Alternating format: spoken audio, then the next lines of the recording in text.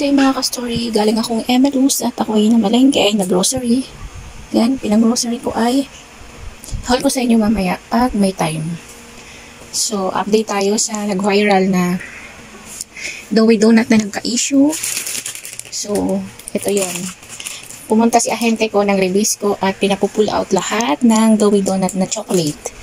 So, hindi na niya pinatinda kasi return to tomorrow. Tomorrow yung return niya. Pinapupull out lang. So, ayan. Yung kagandahan ng may ahente, mababalik yung ating puhunan kasi nagka-issue to eh. Nagkaroon daw ng amag yung isang piraso. So, para hindi na kumalat pa, pinapull out na lahat ng management daw ni Rebisco, sabi ng ahente. So, ayan. Malapit sa amin ang company ng Rebisco dito sa area namin, Cavite. So, kaya pinapull out, pumunta dito si ahente.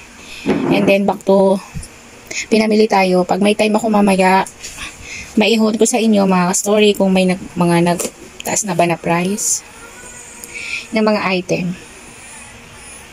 So, eto na yung pinamili natin. Binuksan ko na at kinuha ko yung ulam. Luto muna tayo. Siyempre, nanay. Ganun talaga. Daming trabaho. Ay, mga biscuits. Biscuit pa more siya nalaglag. Kasi nga, kasukan. Mabenta sa mga bata. Itong honey na to, kahit tig-tres siya. Yan, itong honey. Napakabenta nito sa akin. Kahit tig-tres siya, mabilis siya. So, ito na lang yung binibili ko kaysa dun sa mas maliit. Kasi halos wala ng tubo doon. Pero pag ito, may tubo tayo. And then, mga dilata. Nag-add ako ng mga dilata. Ito, Argentina. Save 10. Save 10 daw. Tapos, ito, Pringles. Nagtaas ang Pringles. Yung maliit na dating 35, 42 na. So, bali 45 ng bentahan ko ng maliit. At ito, ang bentahan ko ay 102. So, nagtaas siya. Dating 85, 90? 90 yata yung benta ko dati. Tapos ngayon, 102 na. Nagtaas yung Pringles. Yan, mga dilata lang ang laman niya. Tapos ito, more katanggulan. So, ayan, huwag na natin halukawin masyado. Ito, katulad nitong polvoron. Ang benta ko ay 150 isa. 150 isa, dalawa, tres. Ayan, mga noodles. Kape. Ayan, kapeng ganito. Tapos itong, UX ketchup. Yan, yun ang mga laman yan. So, huwag na natin halukawin lahat. Basta yun ang mga ayan, di matapos yung haul natin. Tapos, ito. Dahil nagmahal na si Plus, syempre maghahanap tayo ng papasok sa budget ng mga bata. Kasi, minsan, ang dala nila 10 lang. So, gusto nila mag-juice, mag-ganito. So, dahil nagtaas si Plus, 12 na yun. Ayan, dahil nga nagtaas si ay nasanay sila sa 10. So, naghanap tayo ng medyo pasok sa budget. Kaya itong okay, may tubo pa tayo. May tubo pa ako. 74 lang siya dito sa Emelus, sa binibilahan ko. So, may 26 pesos pa ako. May tutubuin pa tayo. And then, itong Snappy, tig-7 ito sa akin. Kahit nagmahal na siya, tig-7 pa rin po siya sa akin kasi may tubo pa rin naman ako. Mabenta rin yun sa mga, bata, lalo na sa mga binatilyo. Gustong-gusto nila yan. So, dito tayo sa isang box. Pagulo na ng ating bahay. Yan, stock area ko. Yan yung stock area natin kasi dahil yan yung pinagawa kong para hindi kita dito sa kusina. Kaya pinalagyan ko ng division. So, ayan ang naging stock area ko. So, dito tayo. Yan, mga chicheria. Naman ito at ibang biscuits. Ito, Pringles na dating 35, ngayon 42 na ang puhunan. Kaya benta ko ay 45. Yan, chicheria pa more.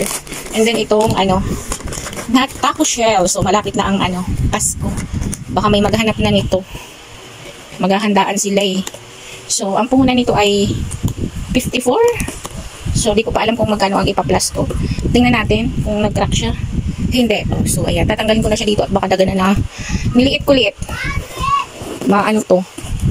So, lalagay ko na doon. Para hindi na siya masagi-sagi ba. Lagay natin dito sa ibabaw.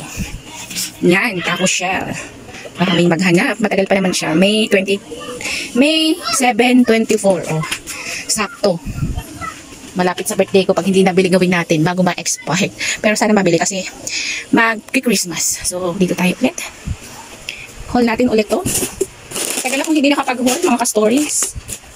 Ayan, mga chocolates, nuts, fruit cell, tig 10. Puto seco, 8. Ito, ang benta namin ay 10. Maliit lang ko na cheese, pero yung malaki niyan, 38 ml. Yan, yung mga laman yung chicheria pa more. Tapos super crunch, natin, loaded na malaki. Yan. Yan, ang laman nito ay chicheria pa more. Malalaking chicheria. Bawang. Tapos, ganitong gamis na lang yung binibili ko. Sa ganitong gamis, may tubo ako dito ng 10 piso. Ang puhunan nito ay 74. Kung hindi ako nagkakamali, 74. Pinila ko na siya mga ka-story. May tutuboy na akong 10 piso. So, ito na lang yung binibili ko. Yung tiga-unting na lang, hindi na yung maramihan kasi hindi ako nakakapunta ng Dairies. So, ayan. Ano ba yung binili ko? Ito, napakamabenta nitong Yema. Yan, mga candies. Yan, Stay Fresh. 30 packs. 150 isa din ata yan. Dalawa, 3 din ang benta. And that's it. Yan, mga Yema, ay pastillas. Piso. So, yan na naman ng dalawang kahon. Yung isa naman ay toiletries. I-open na natin kasi baka wala na akong time mamaya. I-display ko ng ating boss para di na tayo sagabal. Isa natin itong isa.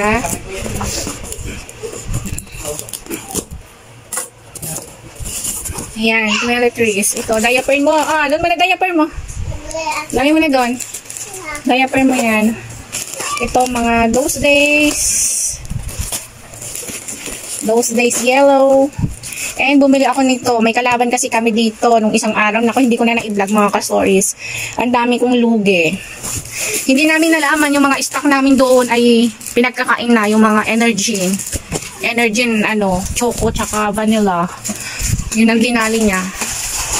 So, ayan. Kaya, nilagyan namin ng mga ganito. Saan? Butas. Ha? May kulay. Ano hulog yan? Tinaypan mo? So, ayan. Ang kalaban natin yung hindi malalaki. Yung mga ganito. Mahulog to. Tinan mo. Yung mga bubuhit. Yung kalaban. Wala kasi akong pusa.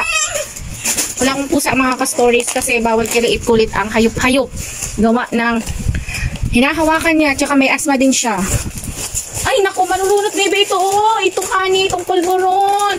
Nakaw, ginawa ng aking maliit na ito. Marurunot yan. Ay, naku. Di pa nga ako tapos eh. So, ito mga sabon, wings, yan lang mga laman yan, shampoo. Tapos, mga pabango. Naubusan ako ng mga ganitong pabango. Kaya kumuha na ako mga hair bench spray, body spray, cologne. Marami yan. 4 na klase, pambabae, panlalaki. Yan. So, ayan lang mga ka-story. At umabot yan ng 8,000. 8,000 lahat. So, yan lang mga ka-story.